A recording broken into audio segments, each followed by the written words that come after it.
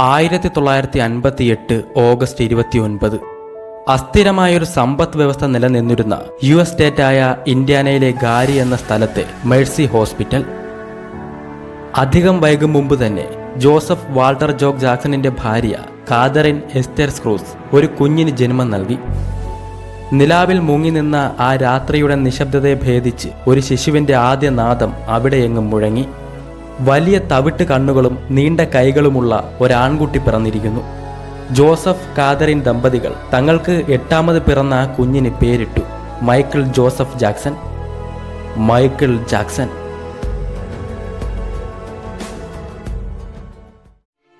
അതിനുശേഷം 2 മക്കൾക്ക് കൂടി കാതറിൻ ജന്മം നൽകി, സ്റ്റീവൻ റാൻഡിയും ജാനറ്റും. അങ്ങനെ 5 സഹോദരന്മാർക്കും 3 സഹോദരിമാർക്കുമൊപ്പം മൈക്കിൾ വളർന്നു. ആ ചെറുഗ്രഹത്തിന് താങ്ങാവുന്നതിലും അധികം ആളുകളായിരുന്നു അതിനുള്ളിൽ ജീവിച്ചത്. ദുരിതപൂർണമായിരുന്നു ജാക്സൺ കുടുംബത്തിന്റെ അവസ്ഥ. ഉരുക്കുമില്ലിലെ ജോലിയും കഴിഞ്ഞ് വീട്ടിലേക്ക് മടങ്ങി വരുന്ന ജോസഫ് തന്റെ മക്കൾക്കായി കയ്യിലൊരു പലഹാരപ്പൊതിയും കരുതിയിട്ടുണ്ടാകും. വീട്ടിലെത്തുന്ന താമസം ആ പൊതി കാലിയാകും. ദുരിതപൂർണമായ ജീവിതത്തിലെ ചെറിയ ആശ്വാസങ്ങളും വലിയ ആഘോഷമായി കൊണ്ടാടപ്പെട്ടു. തന്റെ മക്കൾക്ക് ഉറച്ച വ്യക്തിത്വം ഉണ്ടാകണമെന്നാഗ്രഹിച്ച പിതാവായിരുന്നു ജോസഫ്. അവരുടെ സുരക്ഷിതത്വത്തിൽ യാതൊരുവിധ വിട്ടുവീഴ്ചയ്ക്കും അദ്ദേഹം തയ്യാറായില്ല. സായംകാലങ്ങളിൽ ആ 3 മുറിയുള്ള വീടിന്റെ ഉള്ളിൽ സംഗീതം പരക്കാൻ തുടങ്ങി. കുട്ടിയായിരുന്ന മൈക്കിൾ തന്റെ പ്രായത്തെ വെല്ലുന്ന പ്രകടനമായിരുന്നു വീട്ടിലെ കാണികൾക്ക് മുൻപിൽ നടത്തിയിരുന്നത്. അനുപമമായ മെയ് വഴക്കവും ശബ്ദവും അവനെ വേറിട്ടതാക്കി. മുതിർന്നവർക്ക് പോലും വെല്ലുവിളിയായിരുന്ന നൃത്ത ചുവടുകൾ അവൻ അനായാസം ചെയ്തു. അമ്മയായിരുന്നു സംഗീതത്തിൽ മൈക്കിളിന്റെ ഗുരു. കാതറിൻ നേട്ടങ്ങൾ കൊയ്യാൻ മകനെ പ്രചോദിപ്പിച്ചു. അമ്മയ്ക്ക് സാധിക്കാത്തത് തനിക്ക് നേടണമെന്ന് ഇളം പ്രായത്തിൽ തന്നെ മൈക്കിൾ നിശ്ചയിച്ചുറപ്പിച്ചു. അമ്മയുടെ ശിക്ഷണത്തിൽ പോപ്പ് സംഗീതത്തിന്റെ അടിത്തറ അവൻ ഗ്രഹിച്ചു. തന്റെ മകനെ മികച്ചൊരു പാട്ടുകാരനാക്കാനുള്ള കഠിന ശ്രമത്തിലായിരുന്നു കാതറിൻ. തെറ്റുകൾ ചൂണ്ടിക്കാട്ടിയും ആശയങ്ങൾ പകർന്നും അവൾ തന്റെ മകനെ വളർത്തി. വേനലിൽ ജ്വലിച്ചു നിൽക്കുന്ന സൂര്യന്റെ പ്രഭാവം അവനിൽ വളർത്തുകയായിരുന്നു ആ സ്ത്രീ. മൈക്കിളിന്റെ 5ാം വയസ്സിൽ അവനിലെ പ്രതിഭയിലേക്ക് കാതറിൻ ജോസഫിന്റെ ശ്രദ്ധ തിരിച്ചു. മൈക്കിളിലെ മികച്ച പാട്ടുകാരനെ ജോസഫ് തിരിച്ചറിയുകയായിരുന്നു. ഗിറ്റാർ വായനയിൽ താൻ സിദ്ധിച്ച പാഠങ്ങളും അനുഭവങ്ങളും ജോസഫ് മക്കളുമായി പങ്കുവച്ചു. അച്ഛൻ പറഞ്ഞു നൽകുന്ന ഓരോ പാഠവും മൈക്കിൾ മനസ്സിൽ കുറിച്ചു. ആ തവിട്ടു കണ്ണുകളിൽ കൂടുതൽ അറിയാനും കീഴടക്കാനുമുള്ള ആഗ്രഹത്തിന്റെ തിരയിളക്കം കാണാമായിരുന്നു. ഉരുക്കുമില്ലിൽ അധ്വാനിച്ചുണ്ടാക്കുന്ന കാശുകൊണ്ട് ജോസഫ് മക്കൾക്കായി സംഗീത ഉപകരണങ്ങൾ വാങ്ങി. ജർമ്മൈന് ഒരു ബേസ്, ജാക്കിക്ക് ഷേക്കേഴ്സ്, അങ്ങനെ പലതും. മൈക്കിളിന് ഒരു കാര്യം വ്യക്തമായി. ഒരു മ്യൂസിക് ബാൻഡിന് വേണ്ടതെല്ലാം അവിടെ സജ്ജമായിരിക്കുന്നു. ഉപകരണങ്ങൾ, അതുപയോഗിക്കാൻ ആളുകൾ, പിന്നെ പാട്ടുകാർ. ജോസഫിന്റെ സ്വപ്നങ്ങൾ പൂവണിയാൻ പോകുന്നു. തന്റെ മക്കളെ ചേർത്ത് ഒരു ബാൻഡ് ആരംഭിക്കാനുള്ള തയ്യാറെടുപ്പുകളായിരുന്നു അതൊക്കെ. അവർ ഒന്നു ചേർന്ന് പരിശീലിക്കാൻ ആരംഭിച്ചു. എല്ലാത്തിനും മേൽനോട്ടം വഹിച്ച് ജോസഫ് അവരുടെയൊപ്പം കൂടി. തന്റെ നിർദ്ദേശങ്ങളും അഭിപ്രായങ്ങളും അദ്ദേഹം അവർക്ക് പകർന്നു നൽകി. ബാൻഡിന് അവർ ഒരു പേരുമിട്ടു, ജാക്സൺ ബ്രദേഴ്സ്. പൊതുവെ ശാന്തശീലനും അന്തർമുഖനുമായിരുന്ന മൈക്കിൾ അധ്യാപകരുടെ പ്രിയങ്കരനായിരുന്നു. അമ്മയുടെ സ്ഥാനമാണ് അവൻ തന്റെ അധ്യാപികമാർക്ക് കൽപ്പിച്ചു നൽകിയത്. 1965 ഓഗസ്റ്റ് 29 മൈക്കിളിന്റെ 7ാം ജന്മദിനം. ഗാരിയിലുണ്ടായിരുന്ന ഡിപ്പാർട്ട്മെന്റ് സ്റ്റോറിൽ ഒരു ഫാഷൻ ഷോ അരങ്ങേറുന്നു. ഫാഷൻ ഷോയുടെ ഭാഗമായി ജാക്സൺ ബ്രദേഴ്സിന്റെ പരിപാടിയുമുണ്ട്. അതിനുള്ള ഒരുക്കത്തിലായിരുന്നു മൈക്കിളും സഹോദരന്മാരും. പരിപാടിക്ക് മുമ്പ് തന്നെ തങ്ങളുടെ ബാൻഡിന്റെ പേര് മാറ്റാൻ അവർ തീരുമാനിച്ചു. ആ പേര് അവരൊന്ന് മാറ്റി. എന്നിട്ട് പറഞ്ഞു, ദി ജാക്സൺ 5, ഉദിച്ചുയരുന്ന പഞ്ചനക്ഷത്രങ്ങൾ. ഡിപ്പാർട്ട്മെന്റ് സ്റ്റോറിൽ അരങ്ങേറിയ ആ പരിപാടിയായിരുന്നു ദി ജാക്സൺ 5 എന്ന പേരിൽ അവർ നടത്തിയതിൽ ആദ്യത്തേത്. ജാക്സൺ 5ന്റെ അവതരണ ശൈലി മാത്രമല്ല, അവരുടെ വസ്ത്രധാരണ രീതിയും പെരുമാറ്റ ശൈലിയും ജോസഫ് നിശ്ചയിച്ചു. മികച്ചൊരു ബാൻഡാക്കി ജാക്സൺ 5നെ മാറ്റാനുള്ള കഠിന പരിശ്രമത്തിലായിരുന്നു ജോസഫ്. തന്റെ 5 മക്കളെയും ജോസഫ് മനസ്സിൽ വിലയിരുത്തി. മത്സരങ്ങളിൽ തിളങ്ങാൻ പാകത്തിന് എപ്രകാരം അവരെ പരിശീലിപ്പിക്കാമെന്ന ചിന്തയിലായി ജോസഫ്. മത്സരങ്ങളെ മുന്നിൽ കണ്ടുള്ള പരിശീലനമായിരുന്നു പിന്നീട്. നിരന്തര പരിശീലനം. സ്കൂളിൽ നിന്നും എത്തിയ കുട്ടികൾ പൂർണ്ണ സമയം പരിശീലനത്തിനായി ചെലവഴിച്ചു. കളിക്കാനും വിശ്രമിക്കാനുമുള്ള സമയം ചുരുക്കം. ജോസഫ് വീട്ടിലേക്ക് നടന്നു വരുന്നത് കാണുമ്പോഴേ മൈക്കിളും സഹോദരങ്ങളും പരിശീലനത്തിനായി അണിനിരന്നു. ഇല്ലാത്ത പക്ഷം കടുത്ത ശിക്ഷകളാണ് തങ്ങളെ കാത്തിരിക്കുന്നതെന്ന് അവർക്കറിയാം. പരിശീലനം ക്രമേണ കൂടുതൽ കടുത്തു വരികയായിരുന്നു. അച്ഛൻ്റെ മുൻപിൽ അവർ പാടിക്കൊണ്ടേയിരുന്നു, ആടിക്കൊണ്ടേയിരുന്നു. പലപ്പോഴും മക്കൾ പാടുന്നത് നിരീക്ഷിച്ചു കൊണ്ടിരുന്ന ജോസഫിന്റെ കയ്യിൽ ഒരു ബെൽറ്റും കാണും. ചെറിയ തെറ്റുകൾക്ക് പോലും കടുത്ത ശിക്ഷ അയാൾ നൽകി. ലെതർ ബെൽറ്റ് കൊണ്ട് പ്രഹരമേറ്റ ആ കുട്ടികൾ നിലവിളിക്കുന്നത് അമ്മ ഖാദറിന് കേട്ടു നിൽക്കുവാനേ കഴിഞ്ഞുള്ളൂ. തടയാൻ ശ്രമിച്ചാൽ ഇതിലും മാരകമാകും ജോസഫിന്റെ പ്രവൃത്തിയെന്ന് ഖാദറിനറിയാം. കൂടുതൽ നേടാനും കീഴടക്കാനുമായി അവർ തയ്യാറെടുക്കുകയാണ്. ഷിക്കാഗോയുടെ മത്സരവേദികളിലും ആ സഹോദരന്മാർ തിളങ്ങി. ട്രോഫികളുമായി മടങ്ങിയെത്തുന്ന തന്റെ മക്കളെ ഖാദറിൻ ആവേശത്തോടെ സ്വീകരിച്ചു. അമ്മയുടെ കണ്ണുകളിൽ നിന്നും ആനന്ദാശ്രു പൊഴിയുന്നത് മൈക്കിളിനു കാണാമായിരുന്നു. മക്കൾ ഖാദറിന്റെ അഭിമാനമായി മാറി. കത്തിക്കയറുന്ന സംഗീതത്തോടൊപ്പം മൈക്കിളിന്റെ നൃത്ത ചുവടുകളും ഒത്തുചേർന്നതോടെ കാണികൾ ആവേശത്തിലായി. അസാമാന്യ പ്രതിഭയുള്ള ആ കുട്ടിയെ അവർ പ്രോത്സാഹിപ്പിച്ചു. 1967 ഓഗസ്റ്റ് 13 ജാക്സൺ 5 ന്യൂയോർക്കിലേക്ക് യാത്രയായി. ന്യൂയോർക്ക് സിറ്റിയിലെ ദി അപ്പോളോ തിയേറ്ററിൽ നടക്കുന്ന സൂപ്പർ ഡോം മത്സരത്തിൽ വിജയിക്കുക എന്നത് ഭാഗ്യമായാണ് ഷിക്കാഗോ നിവാസികൾ കരുതിയിരുന്നത്. മത്സരം ആരംഭിച്ചു. ജാക്സൺ 5 സ്റ്റേജിലെത്താൻ സമയമായി. ഗാരിയിൽ നിന്നുമെത്തിയ ആ സഹോദരങ്ങളെ വേദിയിലേക്ക് ക്ഷണിച്ചുകൊണ്ട് അറിയിപ്പെത്തി. സ്റ്റേജിലേക്ക് കയറും മുമ്പ് ജോസഫ് അവരോടായി പറഞ്ഞു, നിങ്ങൾ ചരിത്രം മാറ്റിക്കുറിക്കാൻ പോകുന്നു. കറുത്തവന്റെ ഇതുവരെയുള്ള സംഗീത ചരിത്രം. മത്സരത്തിലെ വിജയികളെ കണ്ടെത്താൻ വിധികർത്താക്കൾക്ക് അധികം ചിന്തിക്കേണ്ടതായി വന്നില്ല. അങ്ങനെ സൂപ്പർ ഡോഗ് മത്സരത്തിൽ 1-ാം സ്ഥാനം നേടിയാണ് ജാക്സൺ 5 ന്യൂയോർക്കിലേക്കുള്ള തങ്ങളുടെ വരവറിയിച്ചത്. അങ്ങനെ 1968 ജനുവരി 31 ജാക്സൺ 5ന്റെ ആദ്യ ഗാനം ബിഗ് ബോയ് സ്റ്റീൽ ടൗണിലൂടെ റിലീസായി. അപ്പോളോ തിയേറ്ററിലെ വിജയം ജാക്സൺ 5നെ അമേരിക്കയിൽ പ്രശസ്തമാക്കി. ഒരു കുട്ടിസംഘം സംഗീത ലോകത്തെ കീഴ്പ്പെടുത്താൻ കച്ചകെട്ടിയിറങ്ങിയിരിക്കുന്നതായി നാടൊട്ടുക്കെ പരന്നു. തുടരെയുള്ള ഹിറ്റുകളും ടെലിവിഷൻ ഷോകളിലെ സാന്നിധ്യവും മൈക്കിളിനെയും സഹോദരന്മാരെയും താരങ്ങളാക്കി മാറ്റി. ഗാരിയിലെ ജാക്സൺ തെരുവിന്റെ ഒരറ്റത്ത് ആരുമറിയാതെ തീരേണ്ടിയിരുന്ന ആ ജീവിതങ്ങൾ ലോക സംഗീതത്തിന്റെ യാകെ ശ്രദ്ധാകേന്ദ്രങ്ങളായി മാറുകയായിരുന്നു. ചരിത്രം സൃഷ്ടിച്ചുകൊണ്ട് ജാക്സൺ 5ന്റെ 4ാമത്തെ single album I will be there 1970 August 28 പുറത്തിറങ്ങി. ഐ വിൽ ബി ദെയർ അമേരിക്കയിൽ മാത്രം 4.2 മില്യൺ കോപ്പികൾ വിറ്റഴിഞ്ഞു. മൈക്കിളിന്റെ മനസ്സും ശരീരവുമെല്ലാം സംഗീതവുമായി ലയിച്ചു ചേരുകയായിരുന്നു. സംഗീതത്തിനും മൈക്കിൾ ജാക്സൺ എന്ന മനുഷ്യനുമിടയിലുള്ള അന്തരം ക്രമേണ ഇല്ലാതായി. മൈക്കിൾ സ്വയം മറന്ന് സംഗീതമായി മാറി. ഡെസ്റ്റിനി ആൽബത്തിന്റെ വിജയവും ആരാധകരുടെ പ്രണയവും മൈക്കിളിന്റെ ഉള്ളിൽ പുതിയൊരു ആൽബത്തിന് ജന്മം കൊടുക്കുവാനുള്ള ആവേശമുണർത്തി. പിന്നീട് തിരക്കേറിയ ചർച്ചകളായിരുന്നു. തന്റെ ബാൻഡ് പിന്തുടർന്നു പോന്നിരുന്ന ശൈലിയെ പൂർണ്ണമായും വെടിഞ്ഞ് തീർത്തും നൂതനമായൊരു താള സമന്വയമായിരുന്നു മൈക്കിളിന് ആവശ്യം. മൈക്കിൾ തന്റെ പുതിയ ആൽബത്തിന് പേരിട്ടു ഓഫ് ദി വാൾ. ചരിത്രം സൃഷ്ടിച്ചുകൊണ്ട് ഓഫ് ദി വാൾ ആൽബത്തിന്റെ ടൈറ്റിൽ സോങ്ങും ടോപ്പ് 10 സിംഗിൾസ് പട്ടികയിൽ ഇടം നേടി. മൈക്കിൾ ജാക്സൺ എന്ന ഇതിഹാസ സംഗീതജ്ഞന്റെ വിജയ ചരിത്രത്തിലെ നിർണായക സംഭവമായി മാറി ഓഫ് ദി വാൾ. ആൽബത്തിന്റെ പ്രചരണാർത്ഥം ലൈവ് ഷോകൾ സംഘടിപ്പിക്കുവാൻ മൈക്കിൾ തയ്യാറെടുത്തു. അതിന്റെ ഭാഗമായി ഡാൻസ് പരിശീലിക്കുവാൻ മൈക്കിൾ സമയം കണ്ടെത്തി. ഒരു നാൾ സങ്കീർണമായ ഒരു ഡാൻസ് സ്റ്റെപ്പ് പരിശീലിക്കുന്നതിനിടയിൽ മൈക്കിളിന് തന്റെ മേലുള്ള നിയന്ത്രണം നഷ്ടമായി. മൈക്കിൾ നിലത്തേക്ക് പതിച്ചു.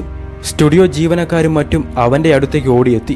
മൈക്കിളിന്റെ മൂക്കിൽ നിന്നും ഭയാനകമാംവിധം രക്തം പ്രവഹിക്കുന്നത് അവർ കണ്ടു. ഉടൻ തന്നെ അവർ മൈക്കിളിനെ ആശുപത്രിയിൽ പ്രവേശിപ്പിച്ചു.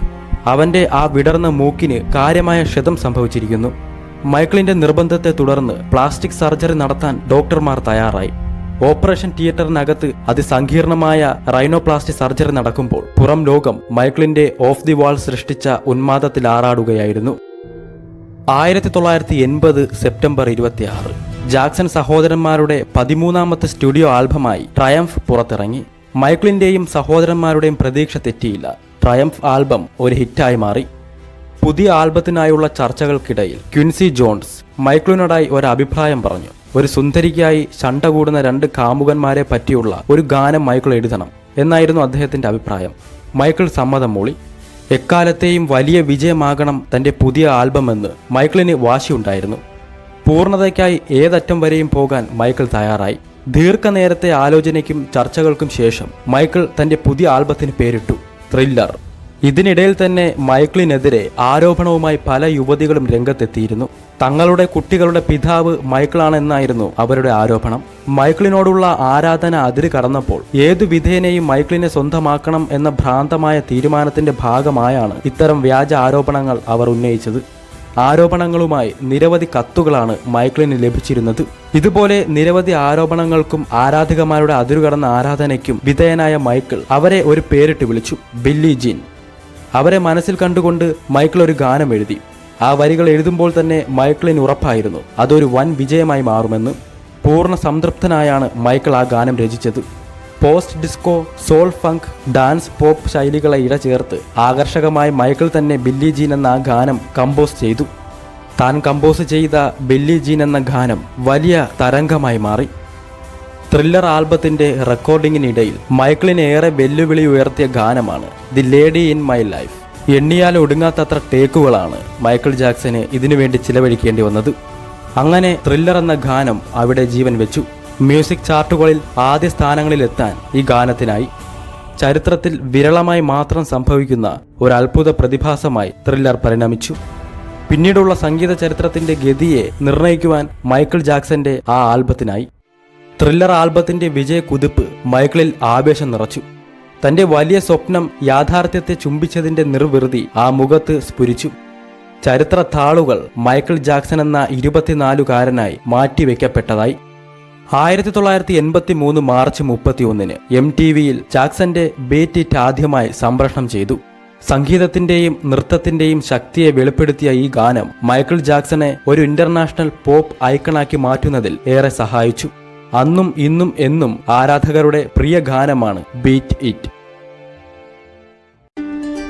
1983 മാർച്ച് 25 കാലിഫോർണിയയിൽ മോട്ടൌണിന്റെ രജത ജൂബിലി ആഘോഷങ്ങൾ നടക്കുന്നു. പരിപാടിയിൽ ജാക്സൺ 5ന്റെ പരിപാടിയുമുണ്ട്. ഐ വിൽ ബി ദയർ പാടിക്കഴിഞ്ഞപ്പോൾ മൈക്കിളിനെ മാത്രമായി സ്റ്റേജിൽ അവശേഷിപ്പിച്ച് മറ്റു സഹോദരങ്ങൾ പിന്നിലേക്ക് പോയി. തുടർന്ന് തന്റെ പ്രിയ ഗാനമായ ബില്ലി ജീൻ മൈക്കിൾ അവതരിപ്പിക്കാൻ തുടങ്ങി. കറുത്ത പാൻസും തിളങ്ങുന്ന കറുത്ത ജാക്കറ്റും ഒരു കൈയിൽ മാത്രം തിളങ്ങുന്ന വെളുത്ത കൈയുറയും തലയിൽ ഒരു കറുത്ത തൊപ്പിയും ധരിച്ച് മൈക്കിൾ നൃത്തം ചെയ്യാൻ തുടങ്ങിയപ്പോൾ കാണികൾ ഇളകി മറഞ്ഞു. ഒടുവിൽ ആ ചരിത്ര മുഹൂർത്തം വന്നെത്തി. മൈക്കിൾ ജാക്സൺ എന്ന ഇതിഹാസ കലാകാരന്റെ മുഖമുദ്രയായി മാറിയ മൂൺ വാക്കിന്റെ ആദ്യ അവതരണം. മൈക്കിളിന്റെ ആ അസാമാന്യ പ്രകടനം കണ്ട് കാണികൾ ആവേശത്തിലായി. അവതരണം കഴിഞ്ഞ് ബാക്ക് സ്റ്റേജിലേക്ക് എത്തിയ മൈക്കിളിന് മറ്റു സഹോദരന്മാർ കെട്ടിപ്പിടിച്ചു. 1983 മെയ് 16 LBCയിലൂടെ ലോകം മൈക്കിളിന്റെ മൂൺ വാക്ക് കണ്ടു. പിന്നെ മൈക്കിളിനെയും തേടി അഭിനന്ദന പ്രവാഹമായിരുന്നു. പതിയെ അത് ലോകത്തിന്റെ വിവിധ കോണുകളിലേക്ക് പടർന്നു. ഇതിനോടകം ഒരു സൂപ്പർ സ്റ്റാർ പരിവേഷം ലഭിച്ച മൈക്കിളിന്റെ ഓരോ ചലനവും ആരാധകർ സസൂക്ഷ്മം വീക്ഷിച്ചിരുന്നു. പോപ്പ് സംസ്കാരത്തെ തന്നെ പൊളിച്ചെഴുതുകയായിരുന്നു തന്റെ വ്യത്യസ്ത നൃത്ത ചുവടുകളിലൂടെ മൈക്കിൾ. കറുത്ത വംശജനായ ഒരു കലാകാരന് സ്വപ്നം കാണുവാൻ പോലും സാധിക്കാത്ത വിജയമാണ് മൈക്കിൾ സ്വന്തമാക്കിയത്. സംഗീത ലോകം വാഴുന്ന രാജകുമാരനായി മൈക്കിൾ വളർന്നു. 80കളുടെ തുടക്കത്തിൽ തന്നെ ലോകത്തിന്റെ സാമ്പത്തിക സ്ഥിരതയെ സ്വാധീനിക്കാൻ ശേഷിയുള്ള വ്യവസായ ഭീമന്മാരായി പെപ്സിയും കൊക്കക്കോളയും മാറിയിരുന്നു. യുവാക്കളെയും കുട്ടികളെയും ലക്ഷ്യം വെച്ചൊരുക്കിയ പുതിയ വിപണന തന്ത്രത്തിന് മൈക്കിളിന്റെ പിന്തുണ ഏറെ ഗുണം ചെയ്യുമെന്ന് അവർ മനസ്സിലാക്കി. ദിവസങ്ങൾ നീണ്ടുനിന്ന ചർച്ചകൾക്ക് ശേഷം മൈക്കിളും സഹോദരന്മാരും പെപ്സിയുമായി ഒരു കരാർ തയ്യാറാക്കി. വിനോദ ലോകത്ത് ആ വർഷം സൃഷ്ടിക്കപ്പെട്ട ഏറ്റവും വലിയ സ്പോൺസർഷിപ്പ് കരാറായിരുന്നു അത്. 1984 ജനുവരി 27 ലോസ് ആഞ്ചലസിലെ ഷ്രൈൻ ഓഡിറ്റോറിയത്തിൽ 3000-ലധികം ആരാധകരുടെ മുന്നിലായി പെപ്സി പരസ്യത്തിന്റെ ഷൂട്ടിംഗ് ആരംഭിച്ചു. തന്റെ സഹോദരന്മാർക്ക് പിന്നാലെ മൈക്കിൾ വേദിയിലേക്ക് എത്തുന്ന ഭാഗം ചിത്രീകരിക്കാൻ നിരവധി ടേക്കുകൾ വേണ്ടിവന്നു. എന്നാൽ 6ാമത്തെ ടേക്ക് സ്ഥിതിഗതികൾ തകിടം മറിക്കുകയായിരുന്നു. മൈക്കിൾ സ്റ്റെപ്പ് ഇറങ്ങിയതിനു ശേഷം ഉണ്ടാകേണ്ട സ്ഫോടനം അല്പം നേരത്തെ സംഭവിച്ചു. തീപ്പൊരികൾ മൈക്കിളിന്റെ തലയിലേക്ക് വീണു. തന്റെ മുടി കത്തി എരിയുന്നത് അറിയാതെ മൈക്കിൾ നൃത്തം തുടർന്നു. ഓടിയെത്തിയ സഹോദരങ്ങളും സംവിധായകൻ ബോബ് ജെറൽഡിയുമാണ് ആ തീ അണച്ചത്. അപ്പോഴും സംഭവിക്കുന്നതെന്തെന്ന് മൈക്കിൾ അറിഞ്ഞിരുന്നില്ല. മൈക്കിളിന് സാരമായി പൊള്ളലേറ്റിരുന്നു. വേദന സഹിക്കാനാവാതെ മൈക്കിൾ കരഞ്ഞപ്പോൾ അവിടെ ഉണ്ടായിരുന്ന ആരാധകരിൽ പലരും ബോധരഹിതരായി. ഉടൻ തന്നെ അവർ മൈക്കിളിനെ ആശുപത്രിയിൽ പ്രവേശിപ്പിച്ചു. ഡോക്ടർ സ്റ്റീവൻ ഹാഫ്ലിന്റെ നേതൃത്വത്തിൽ നടന്ന സങ്കീർണ സർജറിക്ക് മൈക്കിൾ വിധേയനായി. പ്രശസ്തിയുടെ കൊടുമുടിയിൽ നിൽക്കുമ്പോഴാണ് കാലം മൈക്കിളിനായി ആ ദുരന്തം കാത്തുവെച്ചത്. ആ സംഭവത്തിന് ശേഷം നിരവധി സർജറികൾക്ക് മൈക്കിൾ വിധേയനായി. മൈക്കിൾ അമിതമായി വേദന സംഹാരികൾ ഉപയോഗിക്കാൻ തുടങ്ങിയതും ആ അപകടത്തെ തുടർന്നാണ്. അപ്രതീക്ഷിതമായി ഉണ്ടായ ദുരന്തം സമ്മാനിച്ച ഞെട്ടലിൽ നിന്നും മോചിതനാകാൻ ആഴ്ചകൾ വേണ്ടിവന്നു. പുറം ലോകവുമായി അധികം ബന്ധപ്പെടാതെ സ്വഭവനത്തിൽ മൈക്കിൾ ഒതുങ്ങിക്കൂടി. ഇതിനോടകം മൈക്കിൾ ഒരു സ്റ്റൈൽ ഐക്കണായി മാറിയിരുന്നു. എന്തിലും ഏതിലും പുതിയ പാത വെട്ടിത്തെളിക്കാനാണ് മൈക്കിൾ ശ്രമിച്ചത്. അതിൽ പൂർണ്ണ വിജയം കണ്ടെത്താനും മൈക്കിളിനായി. 1985 മാർച്ച് 8 മൈക്കിളിന്റെ മറ്റൊരു സ്വപ്നവും പൂവണിഞ്ഞ ദിനം. ലോകത്തിന്റെ യാകെ ശ്രദ്ധ പിടിച്ചു പറ്റിക്കൊണ്ട് വി ആർ ദി വേൾഡ് ഒരു സിംഗിളായി പുറത്തിറങ്ങി. സംഗീതത്തിലൂടെ ലോകത്തെ ഒരുമിപ്പിക്കാൻ ശ്രമിച്ച വി ആർ ദി വേൾഡ് കലാലോകത്തിന്റെ യാകെ ആദരവും ഏറ്റുവാങ്ങി 28ാം ഗ്രാമി അവാർഡ്സിൽ നിറഞ്ഞു നിന്നത് വി ആർ ദി വേൾഡ് ഗാനമായിരുന്നു. ഇതിനിടയിൽ തന്നെയാണ് പെപ്സി കമ്പനിയുമായി മൈക്കിൾ ജാക്സൺ വീണ്ടും അടുത്തത്. 1986 മെയ് 6 മൈക്കിൾ പ്രത്യക്ഷപ്പെട്ട 2 പരസ്യങ്ങൾ ഷൂട്ട് ചെയ്ത് പ്രക്ഷേപണ സജ്ജമാക്കാൻ ഏകദേശം $50 മില്യൺ തുകയാണ് പെപ്സിക്ക് ചിലവായത്. ഒരു സിനിമയിൽ അഭിനയിക്കാൻ വാങ്ങുന്നതിന്റെ 5 മടങ്ങായിരുന്നു വെറും 90 സെക്കൻഡ് ദൈർഘ്യമുള്ള ഒരു പരസ്യത്തിൽ പ്രത്യക്ഷപ്പെടുക വഴി മൈക്കിളിന് പ്രതിഫലമായി ലഭിച്ചത്. ഈ പ്രതിഫല കണക്ക് ഗിന്നസ് ബുക്കിൽ ഇടം നേടുകയും ചെയ്തു. അതിനെ സാധൂകരിക്കും വിധം ഒരു വിശേഷണവും മൈക്കിളിന് ചാർത്തപ്പെട്ടു. ഭൂമിയിലെ അതിപ്രശസ്തനായ വ്യക്തി Michael Jackson, the biggest celebrity on the planet. അനിതര സാധാരണ സർഗവൈഭവം കൊണ്ട് വിശ്വപ്രശസ്തനായി മാറിയ മൈക്കിളിനെ ക്യാമറ കണ്ണുകൾ ഒളിഞ്ഞും തെളിഞ്ഞും വേട്ടയാടുകയായിരുന്നു. താരങ്ങളിൽ താരമായി മൈക്കിൾ ജാക്സൺ എന്ന 27കാരൻ മാറി. അതുകൊണ്ടുതന്നെ മൈക്കിളിൽ സംഭവിക്കുന്ന ഓരോ ചെറിയ മാറ്റവും ലോകത്തിന്റെ യാകെ ചർച്ചാ വിഷയമായി. മൈക്കിളിന്റെ ത്വക്കിന്റെ കടുത്ത നിറം ക്രമേണ കുറഞ്ഞു വരുന്നത് ആരാധകരുടെ ശ്രദ്ധയിൽപ്പെട്ടു. മൈക്കിൾ വിളറി വെളുക്കുവാൻ തുടങ്ങി. ഇതേ തുടർന്ന് ആഫ്രിക്കൻ അമേരിക്കന്റെ രൂപഭാവ ചേഷ്ടകൾ ഇല്ലാതാക്കി. യൂറോപ്യനായി മാറുവാൻ മൈക്കിൾ ശ്രമിക്കുന്നതായി വാർത്തകൾ പടർന്നു. കൂടുതൽ വെളുക്കുവാൻ താൻ ബ്ലീച്ചിങ് നടത്തുന്നുവെന്ന വാർത്ത മൈക്കിൾ എതിർത്തു. ഇത്തരം അപവാദ കഥകൾ തന്നെ തളർത്തുന്നതായി പല വേദികളിലും മൈക്കിൾ പറയുകയുണ്ടായി. എന്നാൽ സൗന്ദര്യവർദ്ധക വസ്തുക്കളുടെ അമിത ഉപയോഗം മാത്രമായിരുന്നില്ല മൈക്കിളിന്റെ ഈ നിറം മാറ്റത്തിനു പിന്നിൽ. ഇന്നും ശാസ്ത്രലോകത്തിന് നിഗൂഢമായി തുടരുന്ന ഒരു അപൂർവ രോഗം മൈക്കിളിനെ ബാധിക്കുകയായിരുന്നു. ആ ശരീരത്തിൽ അങ്ങിങ്ങായി വെളുത്ത പാടുകൾ പ്രത്യക്ഷപ്പെടുവാൻ തുടങ്ങി. അതോടെ മൈക്കിളിൽ ഭയവും ആശങ്കയും നിറഞ്ഞു. ക്രമേണ മൈക്കിളിന്റെ ശരീരം മുഴുവൻ വെളുത്ത പാടുകൾ പടർന്നു. അധികം വൈകാതെ പ്രശസ്ത ത്വക്ക് രോഗ വിദഗ്ധൻ ഡോക്ടർ അർണോൾഡ് ക്ലെയിൻ മൈക്കിളിനെ ബാധിച്ചിരിക്കുന്നത് വെള്ളപ്പാണ്ട് രോഗമാണെന്ന് സ്ഥിരീകരിച്ചു. രോഗകാരണം എന്തെന്ന് വ്യക്തമായി നിർണയിക്കപ്പെട്ടിട്ടില്ലെങ്കിലും അമിത തോതിൽ ബ്ലീച്ചിങ് രാസവസ്തുക്കൾ ഉപയോഗിക്കുക വഴി കോശങ്ങൾ നശിച്ചതാകാം മൈക്കിളിന്റെ പാണ്ടുരോഗത്തിന് ഹേതുവായതെന്ന വാദം എങ്ങും ശക്തമായി. വെള്ളപ്പാണ്ട് രോഗത്തിന് പുറമെ ചുവന്ന അടയാളങ്ങൾ ഉണ്ടാകുന്നതും ത്വക്കിനെ ബാധിക്കുന്നതുമായ ക്ഷയരോഗവും മൈക്കിളിനെ പിടികൂടി. ആ മുഖത്തിന്റെ കാന്തി ക്രമേണ നഷ്ടപ്പെടുകയായിരുന്നു. കൂടാതെ തലയോട് ചർമ്മത്തിൽ ഹൈഡ്രോക്സി ക്ലോറോക്വീൻ കുത്തിവയ്പ്പെടുക്കുവാനും ആരംഭിച്ചു. അതുവഴി ശരീരം മുഴുവനും ഒരേ നിറം നിലനിർത്തുകയായിരുന്നു ലക്ഷ്യം. അധികം വൈകാതെ തന്നെ 4ാമതും റൈനോപ്ലാസ്റ്റി സർജറിക്ക് മൈക്കിൾ വിധേയനായി.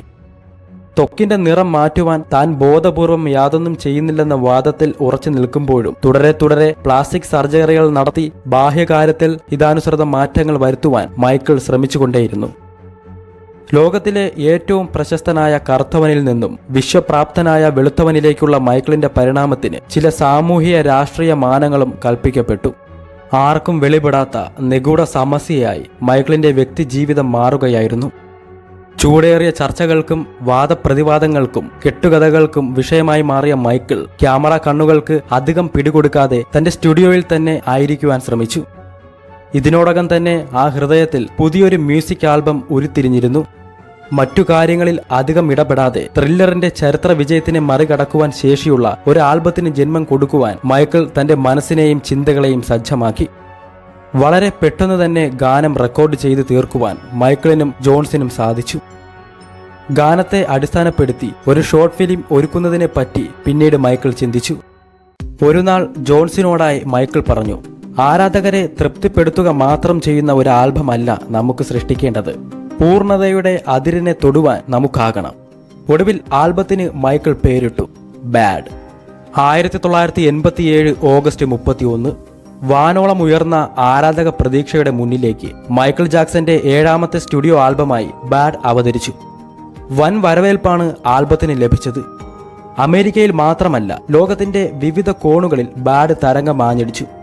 യുണൈറ്റഡ് കിങ്ഡത്തിൽ വെറും 5 ദിവസം കൊണ്ട് 5 ലക്ഷം കോപ്പികളാണ് വിറ്റഴിഞ്ഞത്. അത്തരമൊരു ജനസ്വീകാര്യത ഇതിനു മുൻപ് ഒരു കലാകാരനും ലഭിച്ചിരുന്നില്ല. ഇടവേളകളിൽ അധിക സമയവും കുട്ടികൾക്കൊപ്പം ആയിരിക്കുവാൻ മൈക്കിൾ ശ്രമിച്ചു. ടോക്കിയോയിലെ സ്കൂളുകളിലും അനാഥ മന്ദിരങ്ങളിലും മൈക്കിൾ അതിഥിയായി എത്തി. കുരുന്നുകൾക്കൊപ്പം തീം പാർക്കുകളിൽ സമയം ചെലവഴിക്കുന്നതിലായിരുന്നു മൈക്കിൾ ആനന്ദം കണ്ടെത്തിയിരുന്നത്. നിർധനരായ വിദ്യാർത്ഥികൾക്കും ജീവകാരുണ്യ പ്രസ്ഥാനങ്ങൾക്കും ധനസഹായം നൽകുവാൻ മൈക്കിൾ തയ്യാറായി. എന്നാൽ മൈക്കിളിന്റെ ഓരോ ചെയ്തിയിലും നിഗൂഢമായി പലതും ഒളിഞ്ഞിരിക്കുന്നുവെന്ന ആരോപണം ശക്തമായി. അത്തരം വിമർശനങ്ങൾക്കും മെനഞ്ഞെടുക്കപ്പെട്ട അപവാദങ്ങൾക്കും വ്യക്തമായൊരു മറുപടി മൈക്കിൾ കാത്തുവച്ചിരുന്നു. വെള്ളിത്തിരയിലും അരങ്ങിലും പൂർണ്ണ ശോഭയോടെ ജ്വലിച്ചു നിൽക്കുന്ന മൈക്കിളിന്റെ വ്യക്തി ജീവിതം ആർക്കും തിരിച്ചറിയാൻ സാധിക്കാത്ത നിഗൂഢ സമസ്യയായി തന്നെ തുടർന്നു. അതിലേക്ക് കൈകടത്താൻ പലരും ശ്രമിച്ചുവെങ്കിലും മുൻവിധിയുടെ നിഴൽ അവരെ കൊണ്ടെത്തിച്ചത് കെട്ടുകഥകളിലേക്കും ഊഹാപോഹങ്ങളിലേക്കുമാണ്. വേദിയിലെത്തുമ്പോൾ ആ കലാകാരൻ പ്രകടമാക്കുന്ന അത്യാവേശവും അനുഭവമായ ഊർജവും കണ്ട് മൈക്കിൾ ജാക്സൺ മയക്കുമരുന്നിന് അടിമയാണെന്ന് പലരും വിധിച്ചു. ആ വാദത്തെ ഊട്ടി ഉറപ്പിക്കുവാൻ പത്രത്താളുകളിൽ കോളങ്ങളും എഴുതപ്പെട്ടു. മൈക്കിൾ ആത്മകഥ എഴുതാൻ തീരുമാനിച്ചു.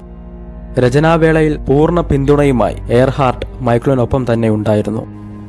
ബാഡ് ആൽബത്തിന്റെ ടൂറിനിടയിലായിരുന്നു ആത്മകഥയുടെ അധിക ഭാഗവും എഴുതിയത്. ഒടുവിൽ മൈക്കിൾ തന്നെ തന്റെ ആത്മകഥയ്ക്ക് പേരിട്ടു മൂൺ വാക്ക്. 1988 ഫെബ്രുവരി 1 മൈക്കിൾ ജാക്സന്റെ ഒരേയൊരു ആത്മകഥയായ മൂൺ വാക്കിന്റെ 3 ലക്ഷത്തോളം കോപ്പികൾ അന്ന് വിപണിയിലെത്തി. മൈക്കിളിന്റെ ഒരു സംഗീത ആൽബത്തെ സ്വീകരിക്കുന്ന അതേ ആവേശത്തോടെ തന്നെയാണ് ഈ ആത്മചരിതത്തെയും ആരാധകർ വരവേറ്റത്. താൻ നേരിട്ട ശാരീരിക മാനസിക അസ്വസ്ഥതകളെക്കുറിച്ചും പ്ലാസ്റ്റിക് സർജറികളെക്കുറിച്ചും മൈക്കിൾ എഴുതിയിരുന്നു. പിതാവിൽ നിന്നും ജാക്സൺ സഹോദരന്മാർ നേരിട്ട കൊടിയ പീഡനങ്ങളെപ്പറ്റി ലോകം ആദ്യമായി അറിഞ്ഞത് ഈ ബുക്കിലൂടെയാണ്. താരത്തിന്റെ ചോര പൊടിയുന്ന ഹൃദയം ലോകം തൊട്ടറിയുകയായിരുന്നു ഈ ബുക്കിലൂടെ. ആൽബങ്ങളുടെ വിറ്റുവരവിൽ നിന്നും മറ്റ് കരാറുകളിൽ നിന്നുമായി $125 മില്യൺ ആയിരുന്നു 1989 മൈക്കിളിന് ലഭിച്ചത്. എല്ലാ അർത്ഥത്തിലും സംഗീത ലോകം വാഴുന്ന അരജനായി മൈക്കിൾ ജാക്സൺ മാറി. എന്നാൽ സംഗീത സമ്പൂർണമായിരുന്ന ആ ഹൃദയത്തെ ദുഃഖക്കയത്തിലേക്ക് തള്ളിയിടാൻ പാകത്തിന് കാലം ഒരു ദുരന്തവും കാത്തുവെച്ചു. ജീവിക്കുന്ന ഇതിഹാസമായി മാറുമ്പോഴും പോപ്പ് സംഗീത രാജാവിന്റെ മനസ്സ് ശാന്തമായിരുന്നില്ല. മാധ്യമങ്ങളും പാപ്പരാസികളും മെനഞ്ഞെടുക്കുന്ന അപവാദ കഥകളെ അവഗണിച്ചിരുന്ന മൈക്കിളിന് കടുത്ത നെഞ്ചുവേദനയെ തുടർന്ന് ആഴ്ചകളോളം ആശുപത്രി കിടക്കയിൽ ചെലവഴിക്കേണ്ടതായി വന്നു. ഒരു വേള താൻ മനസ്സിൽ രൂപം കൊടുത്ത ഡേഞ്ചറസ് ആൽബം പൂർത്തിയാക്കുവാൻ സാധിക്കാതെ വരുമോ എന്ന് പോലും മൈക്കിൾ ഭയന്നു. ആശുപത്രിയിൽ നിന്നും തിരികെ എത്തിയ മൈക്കിൾ അധിക സമയവും സ്റ്റുഡിയോയിലായിരിക്കുവാൻ ശ്രമിച്ചു. ആദ്യ ആൽബം ഒരുക്കുമ്പോഴുണ്ടായിരുന്ന അതേ ആവേശം അപ്പോഴും ആ കണ്ണുകളിൽ മിന്നി മറയുന്നുണ്ടായിരുന്നു. ശാരീരിക അസ്വസ്ഥതകൾ മറന്ന് മൈക്കിൾ പാടി. അങ്ങനെ 1991 ഒക്ടോബർ 29 16 മാസം നീണ്ടുനിന്ന റെക്കോർഡിങ്ങിന് പരിസമാപ്തിയായി. അതുവരെയുള്ള മൈക്കിളിന്റെ സംഗീത ജീവിതത്തിലെ ഏറ്റവും ദൈർഘ്യമേറിയ റെക്കോർഡിംഗ് ആയിരുന്നു ഡേഞ്ചറസിന്റേത്. മൈക്കിളിനൊപ്പം ലോകത്തിന്റെ ഓരോ കോണിലുമുള്ള ലക്ഷക്കണക്കിന് ആരാധകരും ഡേഞ്ചറസ് ആൽബം പുറത്തിറങ്ങുന്ന ദിനത്തിനായി കാത്തിരിക്കുന്നു. മൈക്കിൾ ജാക്സന്റെ നാമം വീണ്ടും വീണ്ടും രേഖപ്പെടുത്തുവാൻ ചരിത്ര താളുകൾ ഒഴിച്ചിടപ്പെടുകയായിരുന്നു. ആൽബം റിലീസായി ആദ്യ ആഴ്ചയിൽ തന്നെ ബിൽബോർഡ് 200 ലിസ്റ്റിൽ ഒന്നാമതെത്തി ഡേഞ്ചറസ്. 2 മാസത്തിനുള്ളിൽ 7 മില്യൺ കോപ്പികളാണ് അമേരിക്കയിൽ മാത്രം വിറ്റഴിഞ്ഞത്. അമേരിക്കൻ സംഗീത ചരിത്രത്തിലെ മറ്റൊരു സുവർണ ഏടായി അത് മാറി. ദാരിദ്ര്യത്തിന്റെ നിലയില്ലാ കയങ്ങളിൽപ്പെട്ട് ഉഴലുന്നവരും അസഹനീയ രോഗപീഡയാൽ തളരുന്നവരും പിന്നെ അവകാശങ്ങളെ കാറ്റിൽ പറത്തി മൃഗീയ ചൂഷണത്തിന് ഇരയാകുന്നവരുമായ നിഷ്കളങ്ക ബാല്യങ്ങളെ പുതുജീവിതത്തിലേക്ക് കൈപിടിച്ച് നടത്തുക എന്ന ലക്ഷ്യവുമായി ഹീൽ ദി വേൾഡ് ഫൗണ്ടേഷന് മൈക്കിൾ രൂപം നൽകി. അശരണരും ആലംബഹീനരുമായ ലക്ഷക്കണക്കിന് കുട്ടികൾക്ക് മുൻപിൽ ഒരു ദൈവദൂതനെ പോലെ മൈക്കിൾ എത്തി. 1992 ജൂൺ 18 ആരാധകർ കാത്തിരുന്ന മൈക്കിൾ ജാക്സന്റെ രണ്ടാമത്തെ ബുക്ക് ഡാൻസിംഗ് ദ ഡ്രീം പുറത്തിറങ്ങി. എന്നാൽ മൈക്കിൾ അറിഞ്ഞിരുന്നില്ല ജീവിതത്തിലെ നിർണായക ദിനങ്ങളിലേക്കാണ് താൻ ചുവടുവെച്ചെത്തുന്നതെന്ന്. ആ താരപ്രഭാവത്തെ മറയ്ക്കുവാൻ വർദ്ധിതമായ ആവേശത്തോടെ കാർമേഘങ്ങൾ ഉരുണ്ടുകൂടുകയായിരുന്നു. ഇതിഹാസമെന്നും ദൈവദൂതനെന്നും സംഗീത സാമ്രാജ്യം വാഴുന്ന രാജാവെന്നും ലോകം അത്യാരാധനയോടെ വിളിച്ച മൈക്കിൾ ജാക്സന്റെ ജീവിതത്തിലെ പ്രതിസന്ധികളുടെ ഒരു പ്രളയം തന്നെയായിരുന്നു കാലം കാത്തുവെച്ചത്. ബാഡിൽ നിന്നും ഡേഞ്ചറസ് യുഗത്തിലേക്ക് മൈക്കിൾ എത്തിയപ്പോൾ ആ സംഗീതത്തിലെ എന്ന പോലെ വ്യക്തിജീവിതത്തിലും പരിണാമങ്ങൾ ഏറെ സംഭവിച്ചു. മൈക്കിൾ ജാക്സൺ പ്രായപൂർത്തിയാകാത്ത ഒരു ആൺകുട്ടിയെ ലൈംഗികമായി ദുരുപയോഗം ചെയ്തതായി വ്യാജ ആരോപണം ഉയർന്നു. അങ്ങനെ കുട്ടികളെ ലൈംഗികമായി ചൂഷണം ചെയ്തു എന്ന കുറ്റത്തിന് മൈക്കിൾ ജാക്സനെതിരെ അന്വേഷണം നടക്കുകയാണെന്ന് ആദ്യമായി ലോകമറിഞ്ഞു. ഏതാനും മണിക്കൂറുകൾക്ക് ശേഷം പോലീസ് ഉദ്യോഗസ്ഥർ പ്രസ് കോൺഫറൻസ് വിളിച്ചു കൂട്ടുകയും കേസിനെ സംബന്ധിച്ച കൂടുതൽ വിവരങ്ങൾ വെളിപ്പെടുത്തുകയും ചെയ്തു. വാർത്ത അന്താരാഷ്ട്ര മാധ്യമങ്ങൾ ഏറ്റെടുക്കുവാൻ അധിക സമയം വേണ്ടി വന്നില്ല. മൈക്കിൾ ആ കുറ്റം ചെയ്തു എന്ന തരത്തിൽ വാർത്തകൾ പ്രചരിച്ചു. പത്രത്താളുകളിൽ മൈക്കിളും ഊഹക്കഥകളും നിറഞ്ഞു നിന്നു. ഷോ ബിസിനസ് ചരിത്രത്തിലെ ഏറ്റവും വലിയ വിവാദമായി അത് കത്തിപ്പടരുകയായിരുന്നു. ഒരു 34 വയസ്സുകാരൻ പ്രായപൂർത്തിയാകാത്ത കുട്ടികൾക്കൊപ്പം കിടക്ക പങ്കിടുന്നു എന്നതിലെ അസ്വാഭാവികത എങ്ങും ചർച്ചാ വിഷയമായി. കടന്നുപോയ 3 പതിറ്റാണ്ടുകാലം അനുപമമായ സർഗവൈഭവം കൊണ്ട് ലോകമെങ്ങും സംഗീതമായി പെയ്തിറങ്ങിയ ആ കലാകാരന്റെ സ്വകാര്യ ജീവിതം വേട്ട നായ്ക്കളുടെ ശൗര്യത്തോടെ പിച്ചു ചീന്തുവാൻ പാപ്പരാസികൾ മത്സരിക്കുകയായിരുന്നു. തങ്ങളുടെ വെളിപ്പെടുത്തലുകളെ സാധൂകരിക്കുവാൻ മൈക്കിളിന്റെ മുൻ ചെയ്തികളെ അവർ കൂട്ടുപിടിച്ചു. കുട്ടികളോടുള്ള മൈക്കിളിന്റെ സ്നേഹവും കോടാനുകോടി ഡോളർ ചെലവഴിച്ചു നടത്തുന്ന ജീവകാരുണ്യ പ്രവർത്തനങ്ങളും സംശയത്തോടെ നിരീക്ഷിക്കുവാൻ അവർ പൊതുസമൂഹത്തിന് പ്രേരണ നൽകി. മൈക്കിളിൽ ഞെട്ടലുളവാക്കി ഒരു വാർത്തയെത്തി. മൈക്കിൾ ജാക്സനെ നഗ്നനാക്കി പരിശോധിക്കുവാൻ അനുമതി തേടി പോലീസ് കോടതിയെ സമീപിച്ചിരിക്കുന്നു. ആ വാർത്ത ഒരിടത്തി പോലെ മൈക്കിളിന്റെ കാതിൽ പതിച്ചു. 1993 ഡിസംബർ 20 ലോസ് ആഞ്ചലസിലെയും സാന്താർ ബാർബർ കൗണ്ടിയിലെയും പോലീസ് ഉദ്യോഗസ്ഥരും നിയമവിഭാഗം മേധാവികളും ഒരു കോടതി ഉത്തരവിന്റെ ബലത്തിൽ നെവർലാൻഡിന്റെ ഗേറ്റ് കടന്ന് മൈക്കിളിന്റെ ഭവനത്തിലേക്ക് വീണ്ടും എത്തി. ചോദ്യം ചെയ്യലിനോ പരിശോധനയ്ക്കോ വിസമ്മതിച്ചാൽ അറസ്റ്റ് ചെയ്ത് കോടതിയിൽ ഹാജരാക്കുവാനും അവർക്ക് നിർദ്ദേശം ലഭിച്ചിരുന്നു. തുടക്കത്തിൽ വിസമ്മതിച്ചുവെങ്കിലും പിന്നീട് കോടതി വിധിയെ മാനിക്കുവാൻ മൈക്കിൾ തയ്യാറായി. അരുത് എന്ന് കേണപേക്ഷിച്ചുവെങ്കിലും അവരുടെ ആവശ്യത്തെ എതിർക്കുവാൻ മൈക്കിളിനാകുമായിരുന്നില്ല. അങ്ങനെ കുറ്റാന്വേഷകർക്കും ഡോക്ടർമാർക്കും മുൻപിൽ മൈക്കിളിന്റെ ശരീരത്തിൽ നിന്നും ധരിച്ചിരുന്ന വസ്ത്രങ്ങൾ ഓരോന്നായി അപ്രത്യക്ഷമാക്കപ്പെട്ടു. മൈക്കിളിന്റെ കണ്ണുകളിൽ നിന്നും കണ്ണുനീർ ധാരയായി പ്രവഹിക്കുന്നുണ്ടായിരുന്നു. ആ നഗ്ന ശരീരം ഡിസ്ട്രിക്ട് അന്റോർണിയയുടെ ഫോട്ടോഗ്രാഫർ ഗാരി സ്പീഗറിന്റെ ക്യാമറ കണ്ണുകൾ തുരുതുരെ പകർത്തി. മൈക്കിളിനെ സംബന്ധിച്ചിടത്തോളം അതുവരെയുള്ള ജീവിതത്തിൽ താൻ നേരിട്ട ഏറ്റവും കടുത്ത മാനസിക പീഡനമായിരുന്നു അത്. 1993 ഡിസംബർ 22 താൻ നിരപരാധിയാണെന്ന വാദവുമായി മൈക്കിൾ ടെലിവിഷൻ സ്ക്രീനിന് മുൻപിലെത്തി. നെവർലാൻഡിൽ നിന്നും CNN നടത്തിയ ആ തത്സമയ പ്രേക്ഷണം ലോകത്തിന്റെ വിവിധ കോണുകളിലുള്ള കോടിക്കണക്കിന് ആളുകൾ കണ്ടു. കേസ് അന്വേഷണം തന്നെ മാനസികമായി തളർത്തിയതായി മൈക്കിൾ ലോകത്തോട് പറഞ്ഞു. ഇടർന്ന ശബ്ദത്തോടെയുള്ള മൈക്കിളിന്റെ ആ സംസാരം കേട്ട് ആരാധകർ വികാരാധീനരായി. വിവാദ വേലിയേറ്റങ്ങൾ മൈക്കിൾ ജാക്സന്റെ താരപ്രഭാവത്തിന് മങ്ങൽ ഏൽപ്പിച്ചുവെങ്കിലും ആ വ്യവസായ നിപുണൻ തുടർന്നു പോന്നിരുന്ന സാമ്പത്തിക ലാഭക്കൊയ്ത്തിന് യാതൊരു തളർച്ചയും സംഭവിച്ചിരുന്നില്ല. അപ്പോഴേക്കും മൈക്കിളും ലിസ മേരി പ്രസ്ലിയും പിരിയാൻ പറ്റാത്ത വിധം അടുത്തിരുന്നു. ഒടുവിൽ ജൂലൈ പകുതി ആയപ്പോഴേക്കും തങ്ങൾ 2 മാസം മുമ്പ് വിവാഹിതരായ വിവരം മൈക്കിളും ലിസയും ലോകത്തെ അറിയിച്ചു. പിന്നെ ആ വാർത്തയ്ക്ക് പിന്നാലെയായി മാധ്യമങ്ങൾ. വിവാഹശേഷം പൊതുവേദിയിൽ ഒരുമിച്ച് പ്രത്യക്ഷപ്പെടുവാൻ അവരിരുവരും താൽപര്യം കാണിച്ചിരുന്നില്ല. 1994 സെപ്റ്റംബറിൽ ആരംഭിച്ച റെക്കോർഡിംഗ് വലിയ പ്രതിസന്ധികളൊന്നും കൂടാതെ തന്നെ തൊട്ടടുത്ത വർഷം മാർച്ചോടുകൂടി പൂർത്തിയായി. ഇതിനിടയിൽ ചരിത്രമായി മാറുമെന്ന് പൂർണ്ണ ബോധ്യമുള്ള തന്റെ ആൽബത്തിന് മൈക്കിൾ പേരുമിട്ടു history. 1995 May 22 history teaser film MTVയിൽ ആദ്യമായി പ്രദർശിപ്പിച്ചു. ഹിസ്റ്ററി പ്രൊമോഷണൽ ക്യാമ്പയിന് സോണി തുടക്കം കുറിച്ചു. സംഗീത ചരിത്രത്തിൽ പുതിയ ഏടുകൾ സൃഷ്ടിച്ചുകൊണ്ട് മൈക്കിൾ ജാക്സന്റെ ഹിസ്റ്ററി ആൽബം വിജയക്കുതിപ്പ് തുടർന്നു. അതുവരെ പുറത്തിറങ്ങിയ ഡബിൾ ഡിസ്ക് ആൽബങ്ങളിൽ ഏറ്റവും വലിയ വിജയമായി ഹിസ്റ്ററി. മൈക്കിളിനും ഭാര്യ ലിസയ്ക്കുമിടയിൽ അസ്വാരസ്യങ്ങൾ ഉടലെടുത്തു. കുട്ടികളുമായുള്ള മൈക്കിളിന്റെ ബന്ധം തന്നെയായിരുന്നു അവർക്കിടയിൽ അകൽച്ച സൃഷ്ടിക്കുവാൻ കാരണമായത്. അതിനെ ചൊല്ലി ലിസയും മൈക്കിളും തമ്മിലുണ്ടായ വാഗ്വാദങ്ങൾ പല രാത്രികളിലും നെവർലാൻഡിനെ ശബ്ദമുഖരിതമാക്കി. ഈ സംഭവം കൂടി ആയപ്പോഴേക്കും മൈക്കിളുമൊത്തുമുള്ള ദാമ്പത്യ ജീവിതം അവസാനിപ്പിക്കാൻ ലിസ നിർബന്ധിതയായി. 1996 ജനുവരി 18 മൈക്കിൾ ജാക്സണിൽ നിന്നും വിവാഹമോചനം ആവശ്യപ്പെട്ട് ലിസ മേരി പ്രസ്ലി പരാതി നൽകിയിരിക്കുന്നതായി പ്രമുഖ ചാനലുകളിൽ ബ്രേക്കിംഗ് ന്യൂസ് പ്രത്യക്ഷപ്പെട്ടു. ഒടുവിൽ 1996 ഓഗസ്റ്റ് 20 മൈക്കിളും ലിസയും വിവാഹമോചിതരായി. ഡിവോഴ്സ് വ്യവസ്ഥയുടെ ഭാഗമായി ഹിസ്റ്ററി ആൽബത്തിന്റെ 10% റോയൽറ്റി ലിസയ്ക്ക് നൽകപ്പെട്ടു. ഇതിനിടയിൽ തന്നെ പുതിയ ബിസിനസ് ചുവടുവയ്പ്പുകളെപ്പറ്റി മൈക്കിൾ ആലോചിച്ചു തുടങ്ങിയിരുന്നു. അപ്പോഴേക്കും ഇന്ത്യ മുഴുവനും മൈക്കിൾ തരംഗം ആഞ്ഞടിക്കുവാൻ തുടങ്ങിയിരുന്നു. ഹിസ്റ്ററി ടൂറിന്റെ ഭാഗമായി മൈക്കിൾ ജാക്സൺ മുംബൈയിലേക്ക് എത്തുന്നു എന്ന വാർത്ത അത്യാവേശത്തോടെയാണ് ഇന്ത്യൻ ജനത ഏറ്റുവാങ്ങിയത്. ആ ഇതിഹാസ കലാകാരനെ സ്വീകരിക്കുവാനായി മുംബൈ നഗരം അണിഞ്ഞൊരുങ്ങി.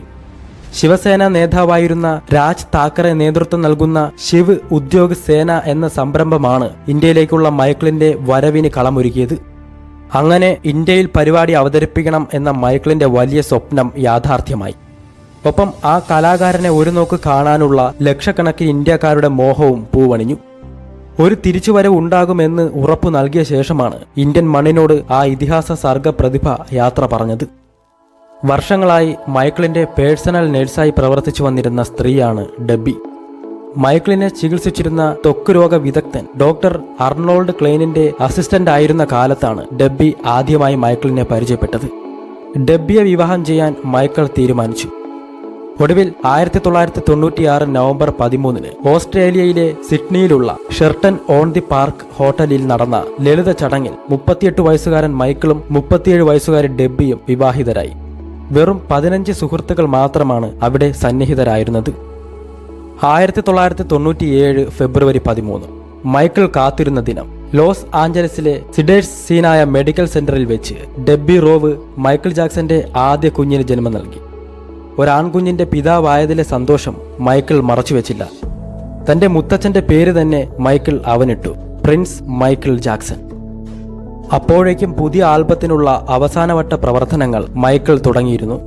1997 മെയ് 20 മുൻ ആൽബമായ ഹിസ്റ്ററിയിൽ നിന്നുമുള്ള 8 ഗാനങ്ങളുടെ റീമിക്സുകളും പുതുതായി തയ്യാറാക്കിയ 5 ഗാനങ്ങളും ഉൾപ്പെടുത്തി blood on the dance floor history in the mix എന്ന പേരിൽ മൈക്കിൾ ജാക്സൺ ഒരു ആൽബം പുറത്തിറക്കി. 1998 ഏപ്രിൽ 3 മൈക്കിൾ ജാക്സന്റെ രണ്ടാമത്തെ കുഞ്ഞ് ജനിച്ചു. അവൾക്ക് പാരീസ് മൈക്കിൾ കാതറിൻ ജാക്സൺ എന്ന് മൈക്കിൾ പേരിട്ടു. മൈക്കിൾ ജാക്സൺ എന്ന തീവ്ര മനുഷ്യ സ്നേഹിയെ ആദരിക്കുവാൻ ഇന്ത്യൻ വിനോദ ലോകവും മറന്നില്ല. ന്യൂയോർക്കിൽ നടന്ന ബോളിവുഡ് മൂവി അവാർഡിലെ പ്രധാന ആകർഷണം മൈക്കിൾ തന്നെയായിരുന്നു. അപ്പോഴേക്കും മറ്റൊരു പ്രതിസന്ധി മൈക്കിളിന് മുൻപിൽ രൂപപ്പെട്ടിരുന്നു. മൈക്കിളുമായുള്ള ഡെബി റോവിന്റെ ബന്ധത്തിൽ ചില അസ്വാരസ്യങ്ങൾ ഉടലെടുത്തു. അങ്ങനെ 1999 ഒക്ടോബർ 8 മൈക്കിളും ഡെബിയും വിവാഹമോചിതരായി. ഡിവോഴ്സ് വ്യവസ്ഥയുടെ ഭാഗമായി $10 മില്യൺ മൈക്കിൾ തന്റെ കുട്ടികളുടെ മാതാവിന് നൽകി.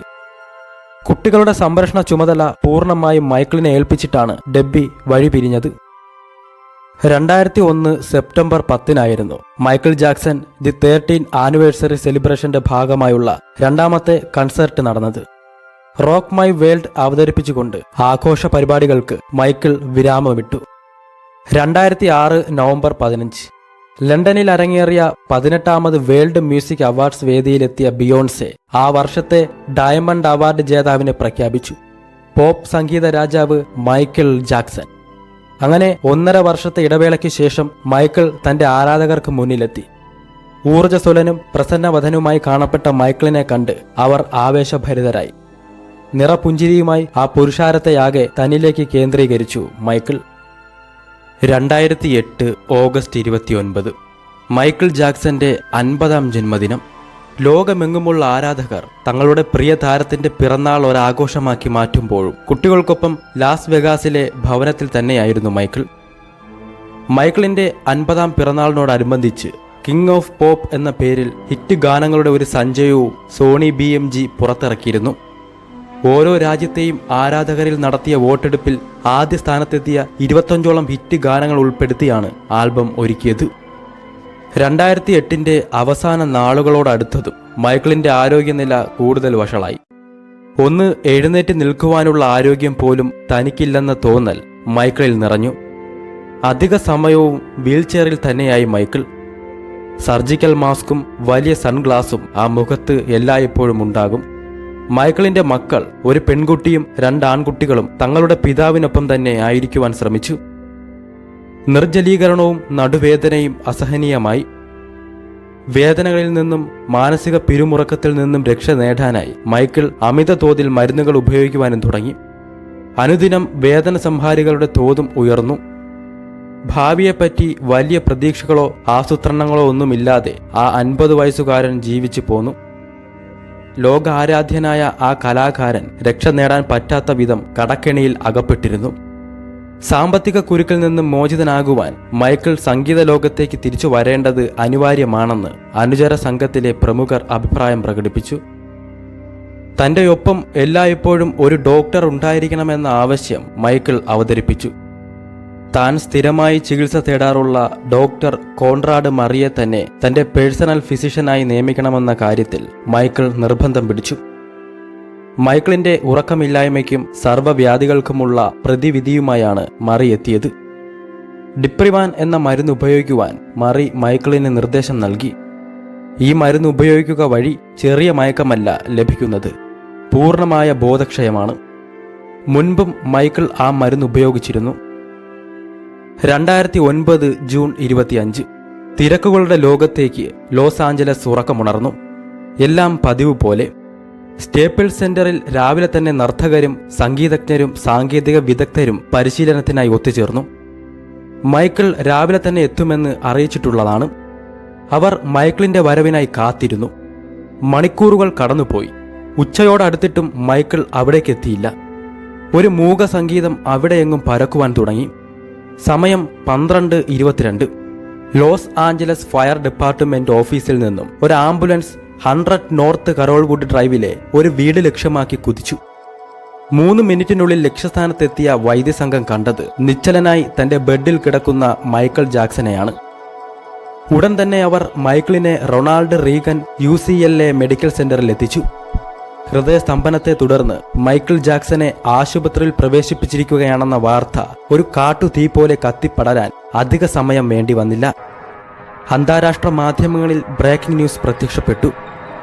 നൂറുകണക്കിന് ആരാധകർ ആശുപത്രിക്ക് വെളിയിൽ തടിച്ചുകൂടി. മൈക്കിളിന് എന്ത് സംഭവിച്ചു എന്നറിയാൻ ലോകം മുഴുവനും കാത്തിരുന്നു. സംഭ്രമജനകമായ നിമിഷങ്ങൾ. ഒടുവിൽ 2:26 സംഗീത സമ്പൂർണമായിരുന്ന ആ ഹൃദയത്തിന്റെ സ്പന്ദനം നിലച്ചതായി അറിയിപ്പെത്തി. ഐതിഹാസികമായിരുന്ന ആ സർഗപര്യയ്ക്ക് അപ്രതീക്ഷിതമായി യവനിക വീണു. വിവാദ കോലാഹലങ്ങളില്ലാത്ത, മനസ്സിനെ കുത്തി നോവിക്കുവാൻ കൂരമ്പുകളില്ലാത്ത സാന്ദ്ര സംഗീതം നിറഞ്ഞ മറ്റൊരു ലോകത്തേക്ക് ആ ഇതിഹാസ നക്ഷത്രം യാത്രയായി. ആ വിയോഗ വാർത്ത കേട്ട് ലോകം വിതുമ്പി. മൈക്കിൾ ജാക്സൺ ഓർമ്മകളിലേക്ക് പറന്നകന്നു. Gone too soon. എന്നാൽ ജീവിതകാലം മുഴുവനിലും തുടർന്നിരുന്ന ദുരൂഹത മരണത്തിലും മൈക്കിൾ നിലനിർത്തി. മൈക്കിൾ ജാക്സന്റെ മരണകാരണം അന്വേഷിച്ചവർക്ക് വ്യക്തമായൊരു ഉത്തരം ലഭിച്ചില്ല. മൈക്കിളിന്റെ മരണശേഷം പിതാവ് ജോസഫ് ജാക്സൺ രൂക്ഷമായ വിമർശനങ്ങൾ നേരിടേണ്ടതായി വന്നു. പ്രിയപുത്രന്റെ മരണത്തിൽ ദുഃഖാർദ്ധരനായി കാണപ്പെടേണ്ടിയിരുന്ന ജോസഫ് പൂർണ്ണ സന്തോഷത്തോടെ മാധ്യമ കണ്ണുകൾക്ക് മുൻപിൽ എത്താൻ മത്സരിക്കുകയായിരുന്നു. പിന്നാലെ തന്നെ മൈക്കിൾ ജാക്സൺ തയ്യാറാക്കിയ വിൽപത്രത്തിന്റെ പകർപ്പ് മാധ്യമങ്ങൾക്ക് ലഭിച്ചു. അതിൽ മരണശേഷം തന്റെ സ്വത്തിന്റെ പൂർണ്ണ അവകാശിയായി മൈക്കിൾ എഴുതിയിരുന്നത് പ്രിയ മാതാവ് കാദറിന്റെ പേരാണ്. മറ്റു കുടുംബാംഗങ്ങൾക്കാർക്കും സ്വത്തിന്റെ ഒരംശം പോലും നീക്കിവെച്ചിരുന്നില്ല. തന്റെ കുട്ടികളുടെ സംരക്ഷണ ചുമതല കാദറിനെ തന്നെയാണ് മൈക്കിൾ ഏൽപ്പിച്ചത്. അപ്പോഴേക്കും ഞെട്ടിക്കുന്ന വിവരങ്ങളുമായി മൈക്കിളിന്റെ പോസ്റ്റ്മോർട്ടം റിപ്പോർട്ട് പുറത്തു വന്നിരുന്നു. മരിക്കുമ്പോൾ മധ്യവയസ്കനായിരുന്ന മൈക്കിൾ ജാക്സന്റെ ശരീരം ഒരു പടുവൃദ്ധന്റേതിന് സമാനമായിരുന്നെന്നാണ് പ്രധാന വെളിപ്പെടുത്തൽ. വയറിനുള്ളിൽ ഗുളികകൾ മാത്രമാണ് ഉണ്ടായിരുന്നതെന്നും റിപ്പോർട്ടിലുണ്ട്. വേദന സംഹാരി കുത്തിവയ്പ്പുകൾക്ക് പുറമെയാണ് മൈക്കിൾ ഈ ഗുളികകൾ കഴിച്ചിരുന്നത്. വിഗ് വച്ചിരുന്ന മൈക്കിളിന്റെ തലയിൽ വളരെ കുറച്ചു മുടിയേ ഉണ്ടായിരുന്നുള്ളൂവെന്നും പരിശോധനയിൽ വെളിവായി. ജീവിക്കുന്ന അസ്ഥികൂടമായിരുന്നു മൈക്കിൾ ജാക്സൺ എന്ന് തെളിയിക്കുന്നതായിരുന്നു ആ റിപ്പോർട്ട്. അനുപമമായ മെയ് വഴക്കത്തോടെയും കൃത്യമായ ഗാനാലാപനത്തിലൂടെയും ആസ്വാദക സിരകളിൽ ഒരു ലഹരിയായി ആ യുവാവ് കത്തിപ്പടർന്നു. സംഗീത ചരിത്രത്തിൽ പുതിയ ഏടുകൾ സൃഷ്ടിച്ചുകൊണ്ട് ഔന്നത്യത്തിന്റെ പരകോടിയിലേക്ക് അയാൾ നടന്നുകയറി. പോപ്പ് സംഗീതത്തിന്റെ മുടിചൂടാ മനനെന്ന് ലോകം ആ ഇതിഹാസത്തെ വിശേഷിപ്പിച്ചു. ദുഃഖിതരുടെ അരികിലേക്ക് നിറപുഞ്ചിരിയുമായി ആ തീവ്ര മനുഷ്യസ്നേഹി എത്തി. വർണ്ണവർഗ ഭാഷ അതിർവരമ്പുകൾ ഇല്ലാതാക്കി അയാൾ തന്റെ സംഗീതം കൊണ്ട് ലോകത്തെ ഒരുമിപ്പിച്ചു. മാനവികതയുടെ വേദപുസ്തകങ്ങളായി ആ കലാകാരന്റെ സർഗസൃഷ്ടികൾ മാറി. പിന്നെ വിവാദ വേലിയേറ്റം. ലോകാരാധ്യനായ ആ സംഗീതജ്ഞന്റെ താരപരിവേഷം അതിൽ എരിഞ്ഞില്ലാതായി. വെറുമൊരു ടാബ്ലോയിഡ് കാർട്ടൂണായി ആ ജീവിതം പരിണമിച്ചു. ഒടുവിൽ പതനം. നാടോടി കഥയിലെ ദുരന്ത നായകനെ പോലെ അയാൾ തകർന്നടിഞ്ഞു. അരനൂറ്റാണ്ടുകാലം ലോകമെങ്ങും പെയ്തിറങ്ങിയ ആ സംഗീതമാരി അപ്രതീക്ഷിതമായി നിലച്ചു. ഭൂമിയിൽ മനുഷ്യനായി അവതരിച്ച ആ സംഗീതം വാനം മേഘങ്ങളിലേക്ക് തിരികെ യാത്രയായി. മായാജാലം പോലെ ഒരു ജീവിതം.